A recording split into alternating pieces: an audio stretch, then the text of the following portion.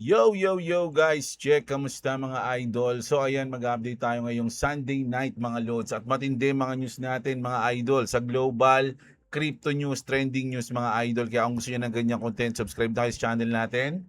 Siyempre, click niyo yung notification bell at palike na rin ang ating video. Ayan, kompleto na. Kompleto na yung ano natin. Mag-news na agad tayo mga idol. Alam niyo ba na muntik na palang magsara ang company ng Ripple noong kinasuhan sila ng SEC mga idol, no? Ayun yung update natin ngayon, no? Pero bago ang lahat, check muna natin yung chart natin na medyo negative na ako. Ay, simula nung ginamit natin yung RSI pala mga idol, ito yung journey trading natin. Panalo tayo ng 243, $9, tapos talo tayo ng $21, panalo tayo ng $5, panalo tayo ng $2. May lit lang, no? At kanina panalo tayo ng $59. So ngayon, mga Lodi, ang ating position is long. Ngayon, negative 1 ako kasi alanganin yung lagay ko dito, mga idol. Humabol ako eh. 'Di ba kanina, andito tayo, no? So nakita ko, napaangat na siya, no? Pangat na siya dito. So, nung pangat na siya, humabol ako dito. Ayun yung, huwag niyong gagawin yun. So, mali tayo ngayon. Kaya ito yung ating kaparusahan. Negative tayo ngayon. So, humabol ako dito. At actually, nagpa-profit naman ako kanina dito. Positive na sa $14 na ata ako dito. So, ang ginawa ko, sinukat ko siya ng 50%, no? At hinintay ko siya dito bago ako maglagay ng lock profit, kaya lang hindi siya umabot at yun na nga, nag-drop siya. Muntik pang tamaan yung aking stop loss dito, no? Actually, di ko nga siya nilagyan ng stop loss. Nilagyan ko na lang siya nung naka-recover na kasi kumpiyansa pa ako kanina na aangat, mga idol. Wala talagang ganun eh. Wala talagang 100% mga lods, no? So, nung bumaba siya rito, yung naka-recover, dito ko na nilagay yung ating stop loss. So, ngayon, ongoing negative $0.9 tayo, mga idol. Kanina, ano na ako dito eh, positive na ako, kaya lang hinintay ko lang talaga siya sa 50%. So, hindi siya umabot at ngayon na nga bumaba. So, ngayon, if ever na umabot man to, kasi sa RSI natin dito eh, parang malapit na siya sa taas. So, pag umabot man to mga idol, dahil lang, 15% natin. Sa 15% natin, mukhang parang aabot pa siya rito eh, di ba? So, maka-ano lang ako dito, maka-break even na ako dito kahit mga $6 or $5, kukunin ko na para hindi tayo talo. If ever lang, no, na umangat siya. Pero kung kukunin yung stop loss natin, yun, kasalanan natin yun kasi nag-early tayo, nag-early position tayo. Imagine kung hindi ako na FOMO, no, kunyari dito, umagsak siya. Tapos dito na ako na FOMO kasi paangat na eh. Sabi ko, oh my God, paangat na, may iwan ako. Nag-position ako dito, and then bumaba. Imagine kung naghintay lang ako, mga idol, no? Kung hinintay ko lang yung pangalawang balik niya sa baba, malamang dito pa ako nakaposition at medyo lamang pa ako sana ngayon, mga idol, no? So, ganon ang nangyayari kapag nag-early position ka, mga lodi, no? So, pag wala kang patience, so, lesson learned na naman. Lesson learned tayo, no? Pero okay lang, wala pa naman talo. Mga lods, no? On ano pa lang, paper loss pa lang 'yan. Pero pag tumama yan dito, yun na, gaganap na yung talo niyan, mga lods. At sana makaangat siya, okay? Sabi ko nga, umabot lang siya ng mga $4, kukunin ko na eh, para hindi tayo talo eh. Tapos, ano na lang eh, tiyempo na lang tayo sa susunod ulit eh. 'Di ba? So, game! Mag-news na tayo mga idol at matindi mga balita natin ngayon, kapanapanabik to. Mga idol, unahin na natin ang ating geopolitical problem sa buong mundo. Panis. Iranian missile launches just collapsed from nearly 100 down to only 80, mga lods, no? Anong ibig sabihin nun? Mga idol, ibig sabihin parang luma na ata at nagkakaroon na ng aberya yung mga missile ng Iran. O ano siya, made in China daw. Made in China daw. Hindi sa mga China ngayon, okay na yung mga missile, ano nila, advanced technology nila eh. Sabi rito mga lods, that drop tells the whole story. Iran is trying to fight a modern war with equipment that belongs in a museum. O kumbaga, tinrastock pa sila rito. Luma na daw yung kanilang mga agamitan. Their fighter jets are basically Vietnam era pa. Vietnam-era machines while the United States is operating with the next generation military power. Kumbaga, ang labanan daw ngayon mga lodi dyan is lumang kagamitan, lumang aircraft versus mga advanced na pang future na nasa US, pang future military weapon na. So ganun yung gap. Ayan, the gap is enormous and everyone watching can see it. President Trump isn't rushing because he knows exactly where this is heading. Alam na ni Trump na, wala na yan. Dead man walking, kumbaga, pinapatagal na lang yung buhay, The pressure is working, the strikes are working, and the regime is running out of options. Victory is getting closer every day. Ayun yung sinabi dito mga idol, no? So grabe, imagine kung ang Iran luma na ang mga kagamitan, wala nang silbi. Hindi naman walang silbi, meron pa rin naman. Kumbaga, pero sobrang layo na ng gap sa military weapon ng US. Paano pa ang Pilipinas, mga idol? Imagine yung Iran, halos taon-taon nasa gera yan, mga idol. Yung Iran, hindi na natapos yung gera dyan nila sa Israel. Halos laging nakikipagbakbakan yan. Tapos sasabihin ng US na luma yung kanilang military weapon. Paano pa yung Pilipinas na ang huling labanan, daan taon na. Ano na yung nangyari sa Pilipinas kung sakali, mga idol, no? Malamang magugulat na lang tayo kapag nagkaroon ng gera dito. Yung mga napapanood dahil sa movie ng mga drone, may kita natin, ganun sa mga taas natin. No? Matataranta siguro talaga lahat ng Pinoy, mga idol, no? Kung sakali. Kunyari, China, labanan natin. Tapos may drone na sila, may robot pa yun. May drone na, may robot pa yun. Tayo, gagawin ng mga Pinoy doon, mga lods. Abangers lang sa kalakal yung mga Pinoy. Naman tayo. So napapanood natin, no, na kung gaano kalakas ang USA, mga idol, no. So grabe. Sabi nga dito, ito nako, meron na namang nasawi na leader ng IRGC. US strikes IRGC headquarters in Tehran. According to reports, the US launched a massive strike on RIGC facility in Tehran, reportedly killing the Commander-in-Chief Hossein Salami. Mga idol, paborito ko yan sa umaga, pamalaman sa pandesal. Salami. Namatay daw yung kanilang Commander-in-Chief na si Hossein Salami sa pag-atake ng US, mga idol, sa headquarters ng IRGC sa Tehran, mga lods. Iranian state media describes it as one of the most devastating attack on the IRGC. Grabe. Ganun umatake ang US, mga lods. Deads agad yung kanilang Commander-in-Chief, mga idol, no? Sabi ko sa inyo, medyo lumalalim talaga yung bakbakan dyan. Iran's army, not just the IRGC, now claims strike on US systems in Kuwait and Bahrain, no? Pero gumaganti yung, alam nyo, mga idol, kapag umatake yung US, mga lods, syempre, hindi naman sila maaatake ng Iran sa US eh. Ang aatakehin ng Iran, mga idol, is yung mga kakampi nila na bansa dito sa paligid, no? So ang babawian niyan yung Bahrain, yung Kuwait, yung basta yung mga katabi. Sabi dito, Iran's army announced it targeted a Patriot battery ammunition depot and a US radar system in Kuwait. Kumbaga yung mga base militar ng US sa tabing bansa ng Iran, ayun yung ataking nila, no? It also claims drones target a US communication system and radar site in Bahrain. So ayun yung tinatarget ng Iran ngayon para sa communication. The claims are unverified and targeted, carries no assertions of hits. The same careful wording as past announcement. The regular army joining the RIGC response marked the whole military machine publicly participating, not just the guard or not just the hardline guard, mga idol, no? So medyo nararamdaman na yung bakbakan dyan, mga idol, no? At nangingibabaw pa rin talaga yung US strikes, mga idol, no? Tingnan nyo 300 Iranian targets in 3 days. Ganun yung ginawa ng US. Third round hits 140 more. SETCOM completed its latest round of precision strikes, hitting around 140 Iranian military targets, including missile drone sites, naval assets, ammo storage, comms networks, and coastal surveillance positions.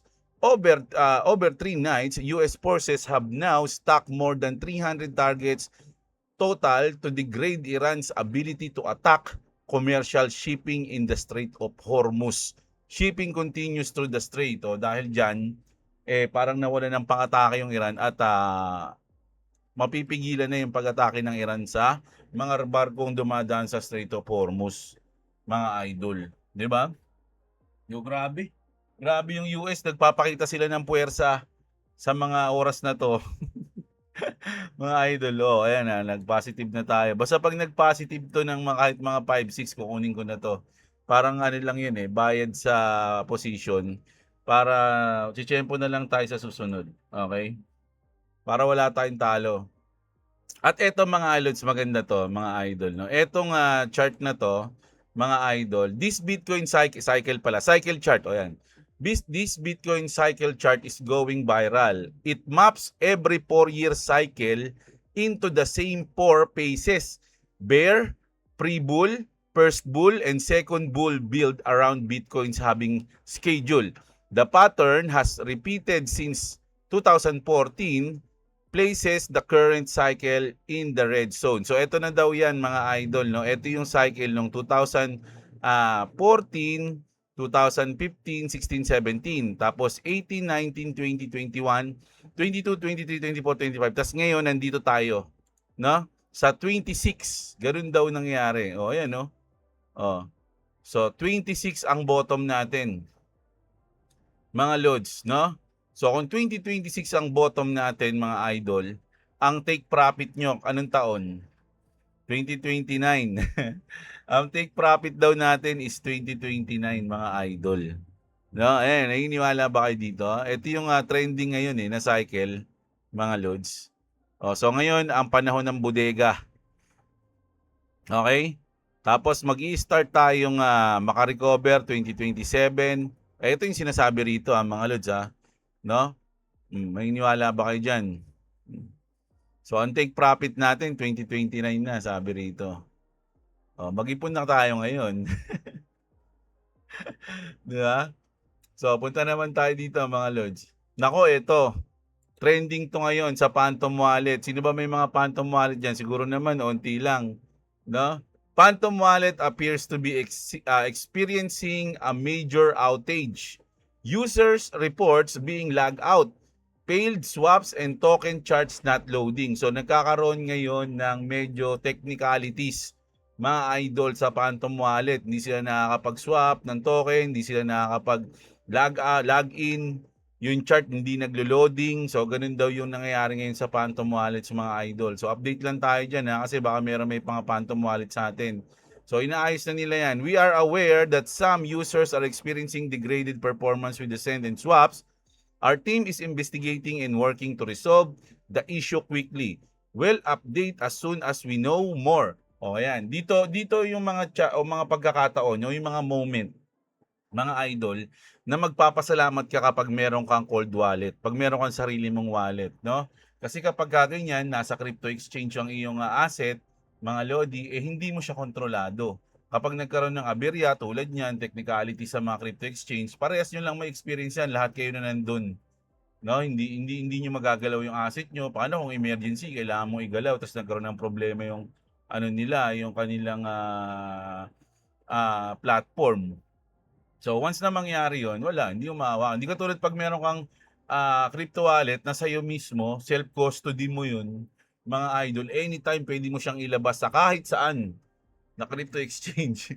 Kahit saan yan, mga idol, no? So, ayun ang maganda ron. So, tayo dapat lagi kayong ako hindi ko sinasabi, pero ang sabi ko nga, mga idol, sa mga audience natin nung dati pa, kapag mga nasa 5 digits, basta umabot ng 6 digits na yung asset nyo sa crypto, mas maganda bumili na kayo ng cold wallet kasi umabot na nga ng 6 digits 100,000 na yung pera nyo, malaki na yun. 'Di ba? Daan-daan libo na yung pera nyo, siguro naman makakabili kayo ng mga cold wallet para dun mismo sa asset nyo. Para maalagaan nyo o mahawakan nyo ng maayos, magkaroon kayo ng peace of mind. 'Di ba? Dun sa asset nyo. Pero kung nasa mga 5 digits pa lang, mga ganun, nasa inyo yun, no? Kasi ako, may 5 digits ako dito sa Bitget Di ba? So, pinantitrade ko siya, pinangsaswap ko, di ba? Tapos pag may emergency yun, nilalabas ko dito, gano'n. Pero usually, ang pinaka-purpose doon is pang trade, no? Yung ginagawa ko. Pero yung aking bodega imbak, nasa cold wallet yun. Di ba? Yung kasi kahit anong mangyari doon, mga lodi, nandun na siya. So, hindi mo siya magagalaw. Walang kahit na magkaroon ng aberya, hindi madadamay yung asset mo na nasa cold wallet. So, importante yun mga idol, no? Pag nasa crypto world kayo. Halos lahat ng mga matatagal, OG, na nasa crypto, meron silang crypto wallet. Ang dami pa nga nilang crypto wallet, iba-iba pa eh. Yan sa mga napapanood ko, ang dami nilang crypto wallet. Yan sila George, lahat meron sila, Tangem, Ledger, Trezor, at kung ano-ano pa, tig-isa, haliwa-hiwalay yung kanilang mga asset. Ganun sila ka mitikuloso pagdating sa asset nila. Kasi bakit nga naman hindi, pera mo yun. 'Di ba? So, dapat kayo din, mga idol. Ako wala eh. Dalawa lang yung wallet ko actually. Parehas Trezor yun. Trezor 1, tsaka yung Trezor Safe 5. 'Di ba? Kasi yung Trezor 1, dun yung mga Axie ko nun eh. Yung Axie ko, SLP tsaka RON, eh, existent dun. Pero wala na yun, unti lang yun. So, pinaka ano natin is yung nasa ano natin, Trezor natin. Ayun yung XRP natin. So, nakatabi lang siya dun mga loads. Bale, unti lang naman yun mga idol. Dito pa tayo kumbaga pag nananalo ako dito, dun binibili ko 'yun, dinadagdagan ko lang. Pero so far wala pa sa kuko nung XRP ko dati. Nang bumili tayo ng sasakyan, wala pa, napakaunti pa ngayon. Eto mga idol, tindi nito. Sabi mismo ni Brad Garlinghouse mga idol, Ripple seriously considered closing after the SEC sued the company in 2020. Kinonsider nila na magsara na mga idol o mag-bankrupt na. Ripple could have distributed its XRP holdings to shareholders and walk away. Pwede nilang gawin yun, mga idol, no? But chose to fight to protect hundreds of jobs. At ano nangyari, mga idol? Pinanalo nila yan, mga loads. Pwede na silang sumuko kung tutusin eh. Sila Chris Larsen, Brad Garlinghouse. Mayaman na yan, mga bilyonary na yan, mga yan eh. Mga loads eh. Pwede naman sila lumipat na sa ibang project. Pwede na lang sila lumipat sa ibang company, o 'di ba? Kumbaga kilala naman sila na magagaling sila, pero hindi nila ginawa 'yun. Mga idol, no? But they choose to fight to protect hundreds of jobs. Tsaka sa tingin ko naniniwala sila sa XRP. At eto nga, ganoon din yung sinabi nito ni X, no? Brad Garlinghouse says there were verge of shutting down, etc., etc. Nag-reply dito si David Schwartz. Sabi niya, they got advice from lawyers that the company was done. Ang sino-sino yung nakakakuha ng advice? Si Brad Garlinghouse to, tsaka si Chris Larsen. Sinabihan sila ng lawyer na wala na yung company nyo, tapos na yan. Unsavable na yan, sabi. Di ba? And they should cut a deal to save themselves. Di ba? Pwede na yun. Ligtas na lang nila yung sarili nila. Bahala na kayo. Di ba? I think the SEC named Brad Garlinghouse and Chris Larsen personally because that's the expected response to such a suit. No? Ito talagang binanggit talaga si Brad Garlinghouse doon tsaka si Chris Larsen, tandang-tanda ko 'yon, mga idol. Para talagang sila yung kasama sila sa kinasuhan eh, parang ganoon. 'Di ba? So pagka ganun kasi mga idol, parang Binance. Kapag kinasuhan si CZ, maapektuhan mismo hindi lang si CZ, yung mismong buong Binance maapektuhan. 'Di ba? Kasi talagang kumbaga magkakaroon ng FUD, no? O ganun din 'yon, kinasuhan yung XRP, tapos kinasuhan si Brad tsaka si Chris Larsen. So kumbaga parang wala nang pag-asa nun. Wala na 'to, parang ganito, ganyan, no? Sabi dito, David, was the central banking cartel behind this destruction of the crypto industry because they knew it would destroy their monopoly. Sabi dito, tinanong ni Matrix Breaker, no? Pakana ba yan ng central bank cartel kasi alam nila na madi-destroy ang kanilang monopoly? Sumagot ulit si David Schwartz. Sabi niya, I don't have good evidence for this, but I think it's more likely that competing crypto projects had more to do with it. I'm not really sure why I think that.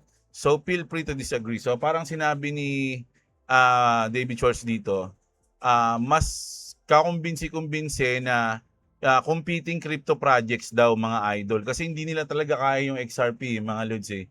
Meron ako napanood na interview nun na ginawa yung kaso na yon mga lodi para gumawa sila ng sarili nilang XRP, parang version ng XRP nila.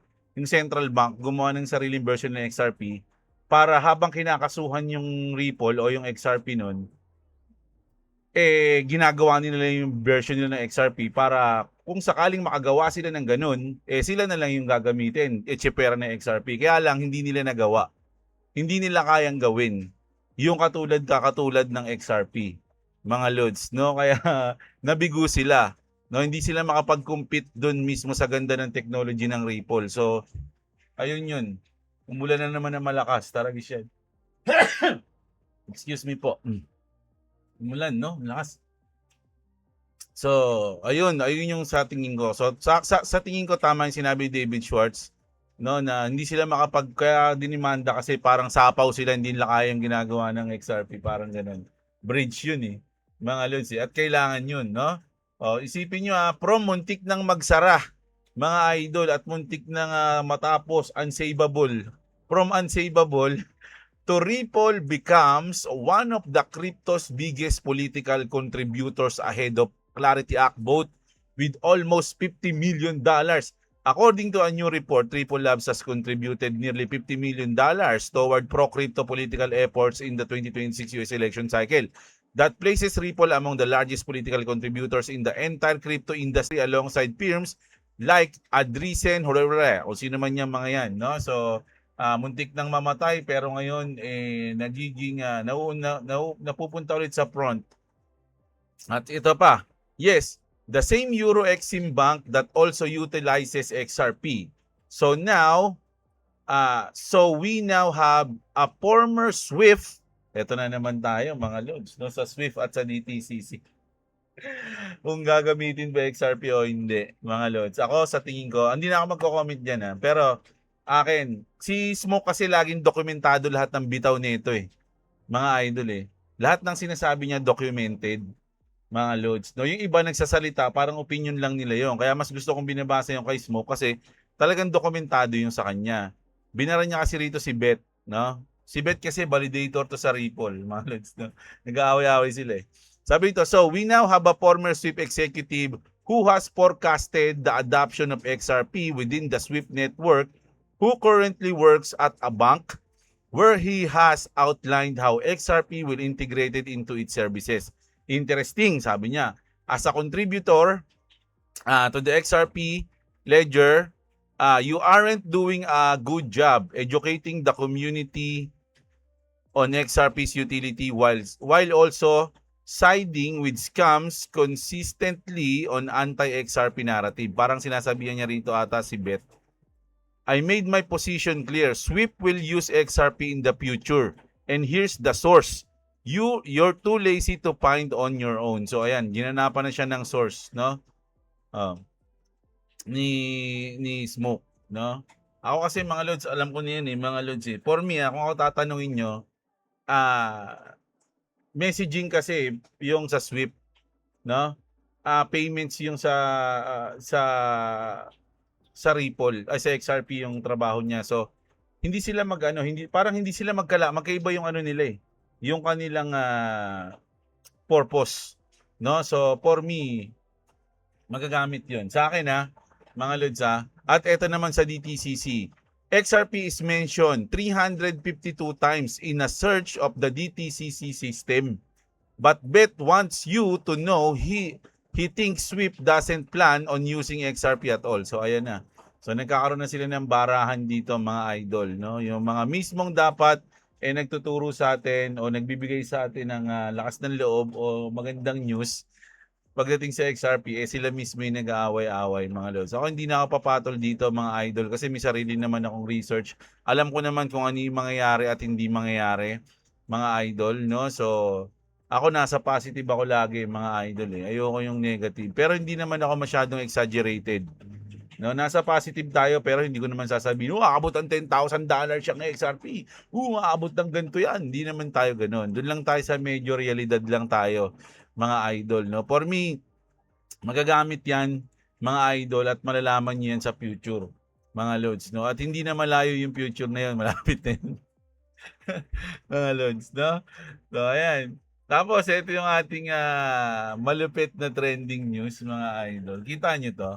Wild robot hands are now a battleground. Tesla, Brainco, Wooji, and 1X are all racing to build hands with 20 plus degrees of freedom capable of using tools and peeling texture, no? Some mimic human forearms with tendon-driven fingers while others pack motors directly inside each digit. So ayan mga idol, ito na yung parang paligsahan ngayon ng mga malulupit na kumpanya ng AI o ng advanced technology. Alam niyo kung bakit kamay? Kasi yung kamay mga idol, meticuloso dyan, mga lods. No? Marami na dyan. Kumbaga kung magagawa mo yung gantong kamay na sobrang ganda, ibig sabihin kaya mo na bumuo ng mas magandang robot, mga lods. Kasi sa kamay lahat eh. 'Di ba? Bumuo ka na nga ng robot pero wala namang silbi yung kamay. Parang kamay yung pinaka ano kasi importanteng bahagi, no? So, ito yung pinaka ano nila, labanan nila ngayon. Kung sino yung pinakamagandang kamay na magagawa, eh sila yung mananalo, no? Pero sa Tesla, ang ganda, dapat yung parang natural lang yung moves eh, no? Etong mukhang natural din siya pag gumalaw. Ito mukhang robot na robot eh, oh. Oh. Pero yung sa Tesla tsaka sa Wuji, ito rin okay din pala, bubuo ng ano. Ito lang yung parang pinaka hindi ko gusto. Ayan, no? So, grabe. Grabe yung ano natin ngayon, mga idol. Grabe yung mga news natin eh. No, kaya lang baka maubos. So, at linggo naman ngayon, no? Dapat nga isang video lang ako pag weekends eh. Pero gusto ko kayong i-update, syempre. No? At yun, ayun ang balita natin ngayong gabi mga idol So, gusto ko lang sabihin sa inyo na ito, isa to sa mga magandang news natin, no? Na yung ating chart na to is baka totoo yan. So, pwede nating sundin yan. At yung update natin sa sinabi ni Brad Garlinghouse, no, na dati pala muntik na sila magsara pero nabuhayan at ngayon ay nagtatagumpay. Okay? So ayun yung news natin ngayong gabi ng linggo mga idol. Medyo maaga tayo ngayon, no? Kasi maaga tayo nagising kanina. Wala tayong ginawa, nagpahinga lang tayo. Nanood lang ako ng Master of the Universe at ng ano pa pinanood ko? Dalawa yung pinanood ko eh. Kalimutan ko pa yung isa. So ayun, kita-kits tayo mga idol sa susunod na video. Sana i-like nyo yung video natin at subscribe sa mga hindi pa nakasubscribe mga idol. Maraming salamat. Happy Sunday mga idol. Magandang araw sa inyo at What's up? What's up? And also, if you don't subscribe to me, can you like, oh, never mind, it's gone. okay. Bye-bye.